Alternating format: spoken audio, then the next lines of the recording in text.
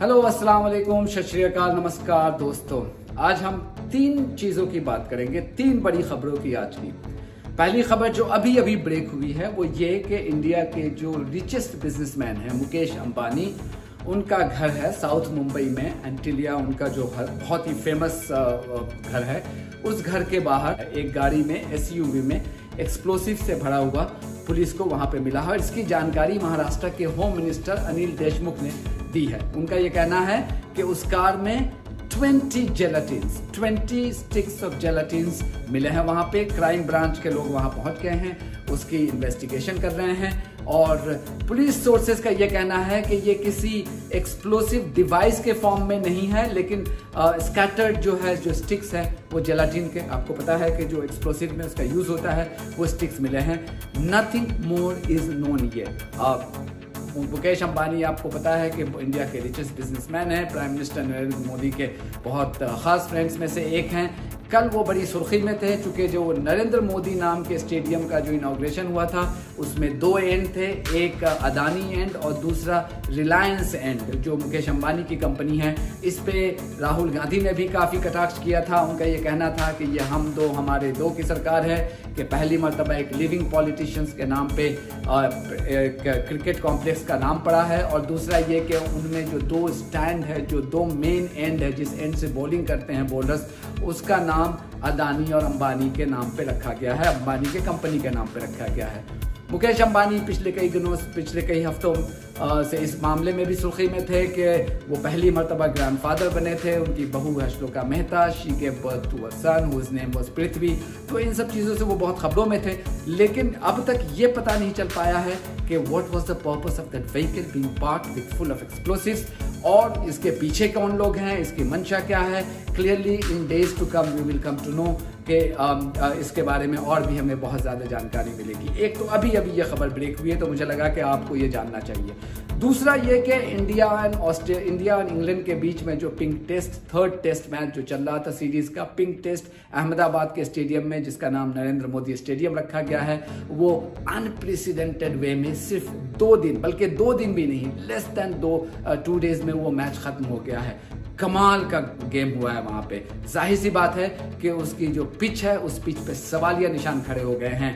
पहले Michael Vaughan और Andrew straws जो फॉर्मर इंग्लैंड के ये सब कैप्टन्स हैं, उन्होंने क्रिटिसाइज तो किया ही था। अब इंडिया के फॉर्मर प्लेयर्स भी उसमें शामिल हो गए हैं। युवराज सिंह, उन्होंने कटाक्ष करते हुए कहा कि I don't know whether this is a good pitch, this is good for cricket और नॉट, टेस्ट क्रिकेट और नॉट, बट इतना तो श्योर है कि अगर इस तरह के विकेट पे अनिल कुंबले और हरभजन सिंह ने अगर बॉलिंग की होती अपनी करियर में तो अनिल कुंबले 1000 विकेट ले चुके होते और हरभजन सिंह 800 विकेट लेकर के उन्होंने करियर ख़त्म किया होता। तो ये एक बहुत बड़ा इंडाइटमेंट है। ऐसे प्लेयर्स अगर पिच के बारे में कह रहे हैं और मीम फेस्ट तो चल ही रहा है।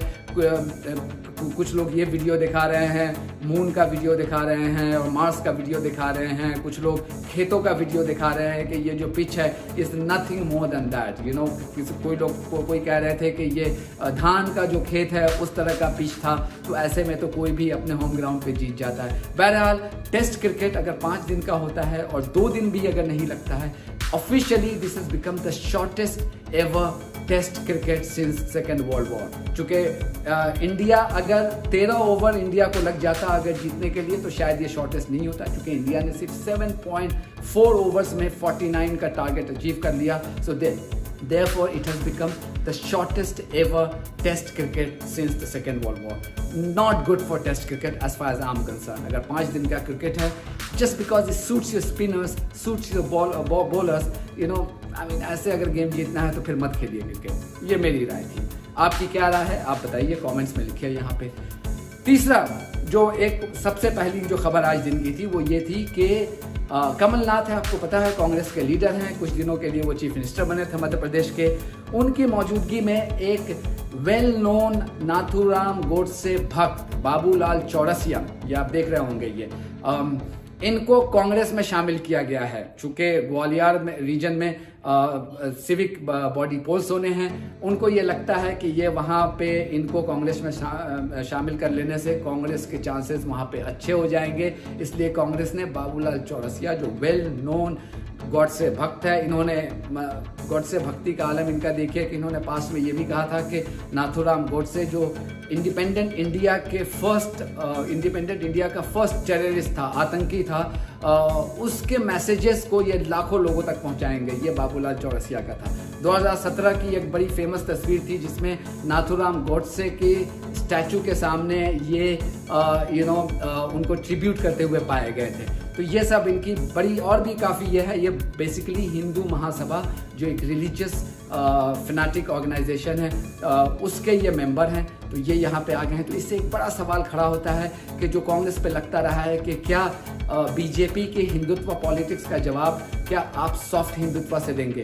अगर सॉफ्ट हिंदुत्व से आप बीजेपी के हिंदुत्व का जो हेट पॉलिटिक्स का जवाब अगर देने जा रहे हैं, तो मेरी राय ये है कि you should kiss goodbye to any prospect of you coming back to power. Because देखिए, मैंने पहले भी कहा था, टीवी पे भी कहा था, आप लोगों के साथ इस तरह के इंटरेक्शन में भी कहा था कि जिसके पास अगर ओरिजिनल अमिताभ बच्चन और शाहरुख खान है, वो क्लोन और कॉपी जो शाहरुख खान और अमिताभ बच्चन के पास नहीं जाएगा। तो आप वही कर रहे हैं।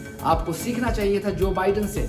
जो बाइडन ने डोनाल्ड ट्रंप के हेट पॉलिटिक्स का मुकाबला करने के लिए 1 साल से भी ज्यादा सिर्फ यूनिटी पे फोकस किया। उन्होंने कहा कि हेट का जवाब हम रिकंसिलिएशन से देंगे, यूनिटी से देंगे और मोहब्बत से देंगे। और उन्होंने एक काउंटर नैरेटिव तैयार किया। उन्होंने ये नहीं कहा कि डोनाल्ड ट्रंप चूंकि हेट पॉलिटिक्स में बिलीव करता है तो मैं सॉफ्ट हेट की बात करूंगा। नहीं, उन्होंने अपना कन्विक्शन दिखाया और एक काउंटर नैरेटिव तैयार किया, उस पर काम किया, कैन पूरे कंट्री का दौरा किया, लोगों तक अपनी बात पहुंचाते रहे। नतीजा आपके सामने में है कि हिस्ट्री में सबसे ज्यादा किसी प्रेसिडेंट को, even more than Barack Obama को, अगर किसी ने वोट दिया है तो जो बाइडन को मिला है सबसे ज्यादा। और उनको देखिए, कोई कैरिज्मेटिक फिगर भी नहीं है, उम्र में भी बहुत बूढ़े हो चुके हैं, लेकिन इसके बावजूद जो अपील था, जो उन्होंने एक कन्विक्शन दिखाया, उस कन्विक्शन को लोगों ने माना और एक हिस्टोरिक मैंडेट दे करके उनको प्रेसिडेंट बना दिया।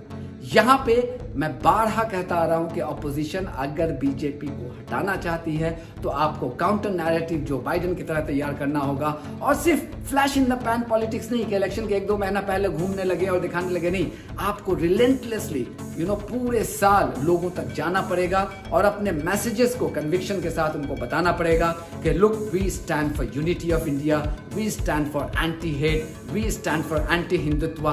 फिर देखिए लोग आपकी बातों को मानते हैं कि नहीं। ये आपको रिजॉल्व दिखाना पड़ेगा। अगर आप इसी तरह के हिंदू महासभा के लोगों को, गॉड से भक्त को लेकर के आ जाएंगे, जैसा कि प्रियंका गांधी वाड्रा ने कहा था जब शिलान्यास हो रहा था नए राम मंदिर का, जय श्री राम का आप ट्वीट करेंगे, तो इससे आप बहुत ज्यादा कामयाबी हासिल नहीं कर पाएंगे। आप लिख के ले लीजिएगा, नहीं कर पाएंगे, बिकॉज आप क्लोन माने जाएंगे कि आप बीजेपी की क्लोनिंग कर रहे हैं। आपकी अपनी इंडिविजुअल कोई आइडियोलॉजी नहीं है। उस इंडिविजुअल आइडियोलॉजी पे आपको काम करने की जरूरत है। न सिर्फ काम करने की जरूरत है, पूरी कन्विक्शन दिखा करके लोगों तक जाने की जरूरत है, लोगों को ये मैसेज देने की जरूरत है। तब तो आप शायद के आने वाले दिनों में जो आपके जो ग्राउंड्स आप खो चुके हैं उसको आप रीगेन कर पाएंगे। वरना ये सब चल रहा है, चलता रहेगा, बीजेपी और मजबूत होती रहेगी और आप हाशिए पे आ चुके हैं, कल गुमनामी के गार में चले जाएंगे, किसी को पता नहीं चलेगा। इन 3 बातों पे आपसे बात करनी थी। Thank you very much. Keep liking our video, keep sharing our video and most importantly do subscribe to our channel. This is the least you can do to support independent and honest journalism. God bless you all. Stay safe.